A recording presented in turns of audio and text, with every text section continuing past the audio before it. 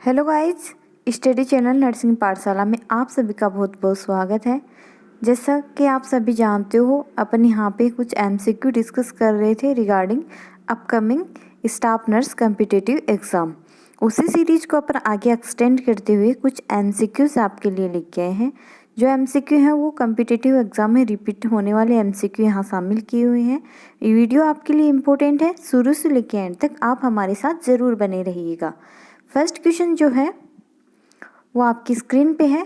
Question को आप carefully read कीजिए, आपका आंसर कमेंट बॉक्स में डालते रहिए ताकि आपको खुद का इवोल्यूशन यहाँ हो सके। फर्स्ट क्वेश्चन अपना क्या है, human body contain percentage of the water. Human body जो है उसमें वाटर की कंसनट्रेशन कितनी होती है। Option A 40%, option B 55%, option C is 70% and option D is the 90%। तो अपन बात करें जब ह्यूमन बॉडी में वाटर कंसनट्रेशन की तो अप्रोक्सीमेटली 60% वाटर जो है वो अपनी ह्यूमन बॉडी में प्रेजेंट होता है। ऑप्शन के अकॉर्डिंग अपना ऑप्शन बी को करेक्ट यहाँ करेंगे, ओके, क्योंकि अप्रोक्सीमेट आंसर अपने पास में यहीं पे है। 60% जो बॉडी फ्लूइड प्रेजेंट होता है अपनी बॉडी में वो फर्दर डिवाइडेड रहता है extra cellular fluid and intra cellular fluid. अब जानते हैं extra cellular fluid and intra cellular fluid actually होते क्या हैं। तो जैसा कि इनका नाम सजेस्ट कर रहा है extra cellular fluid. Extra cellular fluid वो फ्लूइड होता है जो आउटसाइड दी सेल्स अपनी बॉडी में प्रेजेंट होता है। आउटसाइड दी सेल्स जैसे कि ब्लड वेसल्स में है, आउटसाइड दी सेल जैसे प्लाज्मा के रूप में होता है, वो होता है एक्स्ट्रा सेलुलर फ्लूइड। एक फ्लूइड जो होता है वो इंट्रा सेलुलर फ्लूइड होता है। इंट्रा सेलुलर फ्लूइड वो फ्लूइड होता है जो इनसाइड द सेल प्रेजेंट होता है। जो एक्स्ट्रा सेलुलर फ्लूइड जो है वो अप्रोक्सीमेटली 33% होता है। 33% यहाँ किसका है, जो टोटल 60% है उसका 33%। तो अपन इसको 1/3 भी बोल सकते हैं। बात करें जब अपन इंट्रा सेलुलर फ्लूइड की तो ये जो टोटल 60% बॉडी फ्लूइड है उसका कितना होगा, अप्रोक्सीमेटली 66% होगा एक्स्ट्रा सेलुलर फ्लूइड। क्लियर, 66% को अपन 2/3 भी बोल सकते हैं, ओके क्लियर। यहाँ अपन ने डिस्कस किया है टोटल फ्लूइड जो है वो 60% रहेगा, जहाँ एक्स्ट्रा सेलुलर फ्लूइड आपका रहेगा 33% या फिर 1/3 ऑफ द टोटल फ्लूइड, और इंट्रा सेलुलर फ्लूइड रहेगा 66% या फिर 2/3 of the total fluid. Clear. Next question पे अभी अपन मूव कर रहे हैं। नेक्स्ट क्वेश्चन क्या है, in a healthy 70 kg adult man the extracellular fluid volume will be. क्वेश्चन में आपको न्यूमेरिकल वैल्यू देख के पूछा गया है कि एक 70 kg का एडल्ट मैन है तो उसमें इंट्रा सेलुलर फ्लूइड की वॉल्यूम कितना होगा। तो अभी अपन ने डिस्कस किया है कि जो टोटल फ्लूइड वॉल्यूम होता है वो कितना होता है, टोटल फ्लूइड वॉल्यूम होता है वो होता है 60%। क्वेश्चन में अपने को पूछा गया है इंट्रा सेलुलर फ्लूइड, तो पहले तो अपने को निकालना होगा कि जो एडल्ट अपने पास में दिया है उसमें टोटल बॉडी फ्लूइड कितना है। तो टोटल बॉडी फ्लूइड निकालने के लिए अपन 70 kg का 60% यहाँ पे निकालेंगे। तो यहाँ पे अपने पास में वैल्यू कितनी आएगी, 42 लीटर। टोटल फ्लूइड कितना होगा अपने पास में, 42 लीटर। बट अपने को क्वेश्चन में पूछा गया है intra cellular fluid, okay. Intra cellular fluid निकालने के लिए अपन ने डिस्कस किया था इंट्रा सेलुलर फ्लूइड कितना होता है, जो टोटल बॉडी फ्लूइड है उसका 2/3%। तो टोटल बॉडी फ्लूइड अपने पास में था 42 लीटर, उसका 2/3 अपन निकालेंगे तो अपने पास में वैल्यू कितनी आएगी,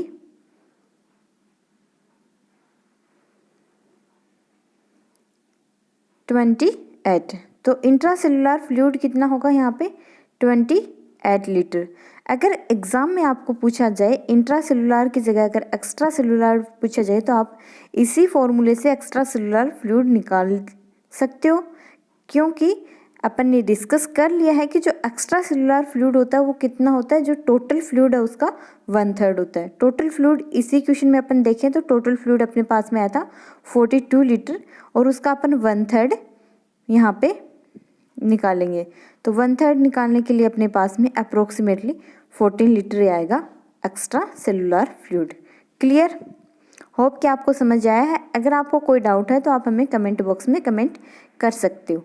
नेक्स्ट क्वेश्चन क्या अपना, विच among the following type of the people have highest concentration of the water in their body. Question में पूछा गया है इनमें से कौन से पर्सन है जिनमें हाईएस्ट कंसंट्रेशन पाया जाता है वाटर का। ऑप्शन अपने पास में है फैट मैन, ऑप्शन बी है lean man, option C is the fat women and option D is the lean women. तो जब बात करें अपन मेल एंड फीमेल की, तो जो फीमेल है उनमें लो वाटर कंसंट्रेशन होता है कंपेयर टू द मेल। तो क्लियर हो गया कि जो हाईएस्ट होगा वो किस में होगा, मैन में होगा। बट यहाँ सेकंड ऑप्शन अपने पास में है फैट एंड लीन। तो जो फैटी पीपल होते हैं उनमें कंसंट्रेशन ऑफ वाटर है वो लो होता है compare to lean people.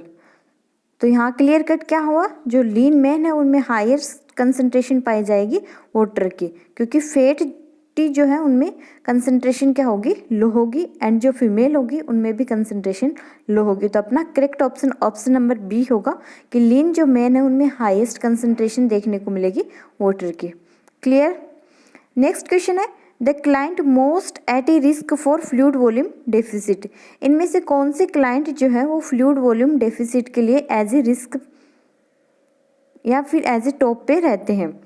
Option A है elder person, option B young adult, option C is the child and option D is the infant. तो जो child and infant and adult है उनमें fluid volume deficit होने के chances कम रहते हैं compare to the elder person. Elder person जो होता है उनमें फ्लूइड वॉल्यूम डेफिसिट होने के चांसेस ज़्यादा रहते हैं बिकॉज इनका जो रीनल सिस्टम होता है वो प्रॉपर फंक्शन नहीं करता। Impairment of the renal system की वजह से यहाँ पे फ्लूइड वॉल्यूम डेफिसिट होने के चांसेस बढ़ जाते हैं। तो ऑप्शन ए जो होगा वो अपना करेक्ट ऑप्शन होगा। नेक्स्ट क्वेश्चन है the maintenance of the fluid and electrolyte balance is more critical in children than in adult because. Question में क्या पूछा गया है अपने को कि जो चाइल्ड है उनमें मेंटेन करना फ्लूइड एंड इलेक्ट्रोलाइट बैलेंस को डिफ़िकल्ट होता है या फिर क्रिटिकल होता है कंपेयर टू एडल्ट।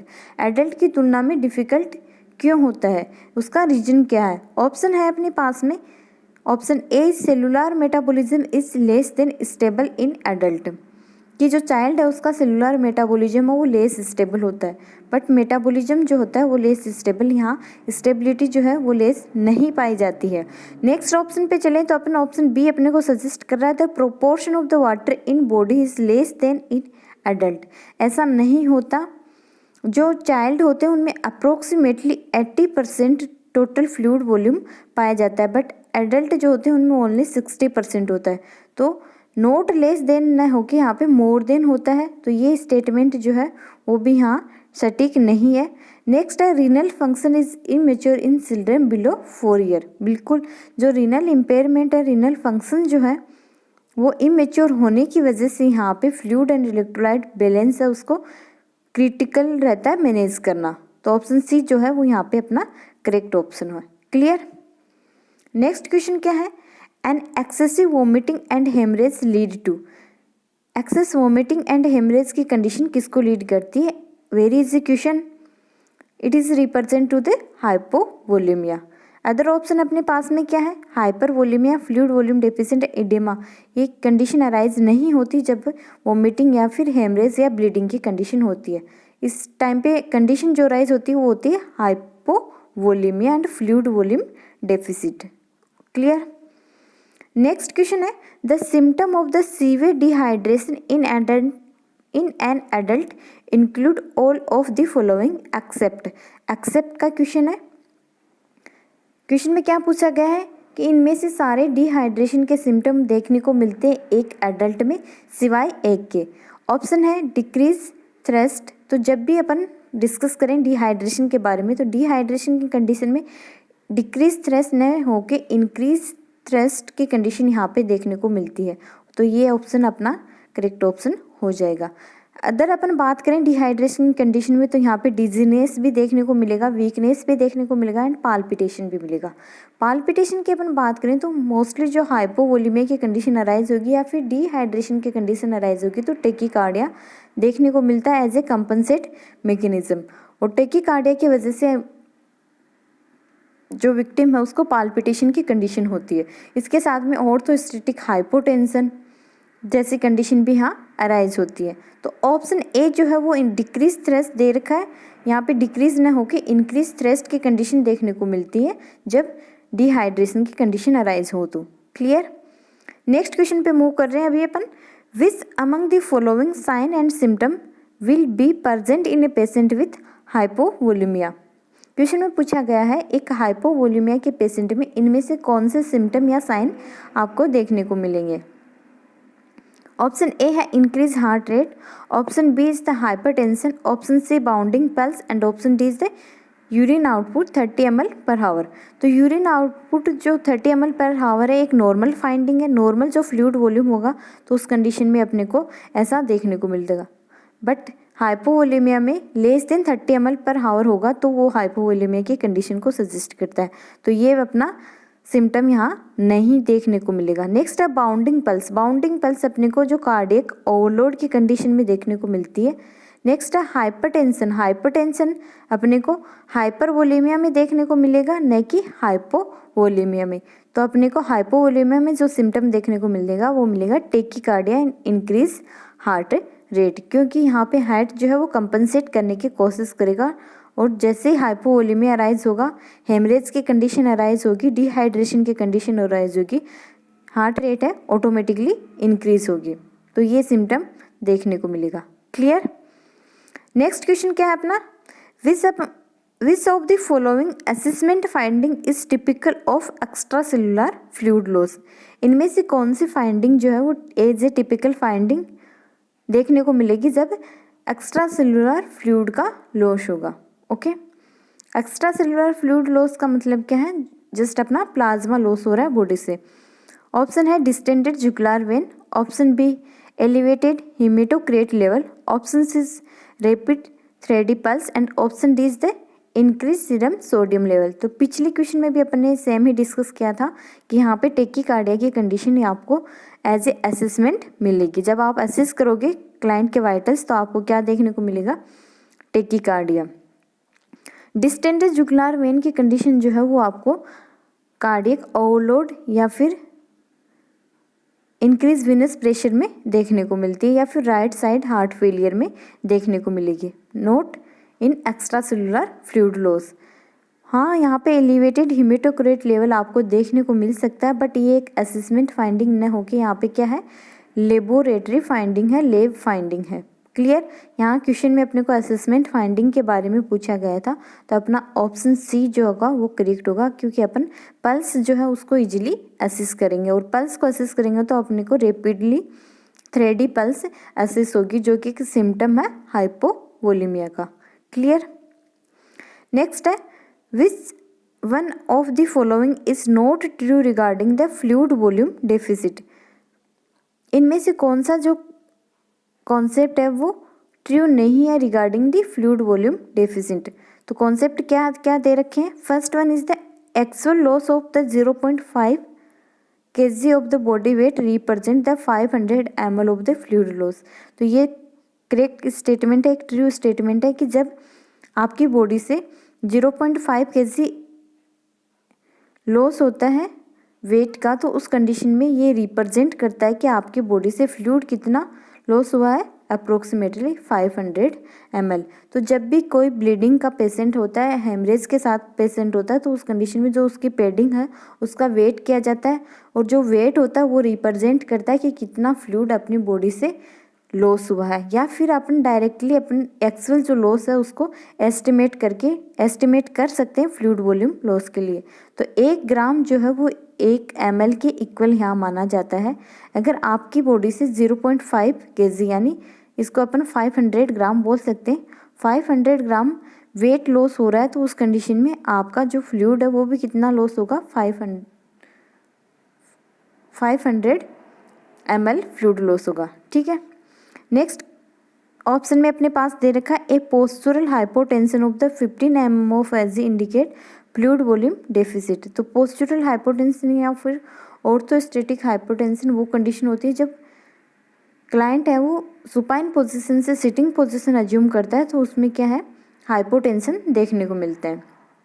वो डिपेंड करता है 20 mm ऑफ एज से आपका क्या है सिस्टोलिक ब्लड प्रेशर रिड्यूस होता है, 10 mm आपका डायस्टोलिक ब्लड प्रेशर रिड्यूस होता है। ये भी एक क्या है ट्रू स्टेटमेंट है। नेक्स्ट क्वेश्चन में अपने को दे रखा है evolution of the tongue trigger is more valid than skin trigger. तो ये अपना कॉन्सेप्ट है वो क्लियर नहीं है, बिकॉज स्किन ट्रिगर को अपन असेस कर सकते हैं बट टंग ट्रिगर जो है वो यहाँ पे अपन असेस नहीं कर पाते, इवोल्वेट नहीं कर पाते, और ये अपना क्या है फॉल्स स्टेटमेंट है, और ये यहाँ पे अपना करेक्ट ऑप्शन है क्योंकि क्वेश्चन में नोट ट्रू रिगा के क्लाइंट पूछा गया है। ठीक है, नेक्स्ट क्वेश्चन क्या है in which of the following condition the client will have flash and dry skin. Flash and dry skin where execution dehydration की कंडीशन में देखने को मिलता है। ऑप्शन सी है वो यहाँ पे अपना करेक्ट होगा। क्लियर, बाकी इडेमा की कंडीशन है एंड हाइपरवोलेमिया की कंडीशन है, तो उस कंडीशन में स्किन जो होगी वो क्या होगी साइन होगी क्योंकि फ्लूइड जो है वो एक्सेस होने की वजह से। क्लियर,